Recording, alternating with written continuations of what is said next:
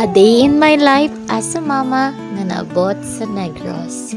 For today's video, actually, 2 days na namo di ari, but karon ako nakapag-video kay karon na mo po ang ulan and karon na po to medyo nabakanti kay no ang baby to asaya ang papa siya sa may take care sa among baby and ako syempre as a mama maglimpyo panghipos po ta di ari guys kay maulawan niya sa tag-iya pero salamat kay sa Ginoo no sa gigamit nga makaanhimi di ari nilang Kuya Kevin at Laila and sila ang buotan kay nga tita nga may tag-iya ani nga resort diri sa Dawen Negros ang Puerto Cites Resort. Naku guys, mamit niyo ang owner, super ka-humble and grabe ka-hands-on diri sa ang negosyo.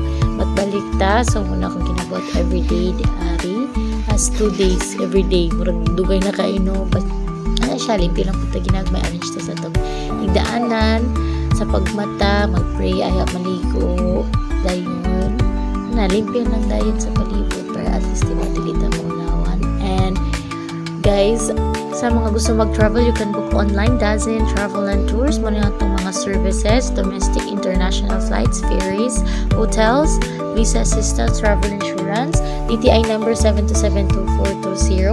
Muna siya itong FB page. Bago lang kayo na siya gigama guys. Ang Dazen Travel and Tours. And you can follow us and contact us here for inquiries and also sa atong IG account. Your Dazen Choice and sa atong Viber account 091796340102. Dazen Travel and Tours, your story.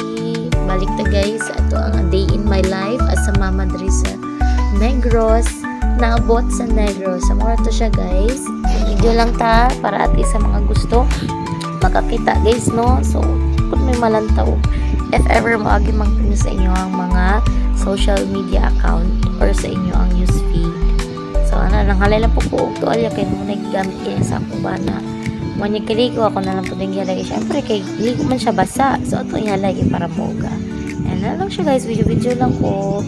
And super grateful and thankful gigami sa Ginoo no labi na sa mga tao nga gigamit na makabalik mi dari for the second time and huyog na gid among baby last year 2023 di ari ni kami lang duha bag-o ming kasal sa akong bana ano nakabalik ni together with our baby na gyud and salamat kay gilibre gid mi tanan wala gid mi ingong wala gid libre gid mi tanan as in literal tanan masahe accommodation and sa food na mo salamat jud kay ang Ginoo gid magabalo sa family nga naghatag namo nani nagpa-experience namo aning butangan.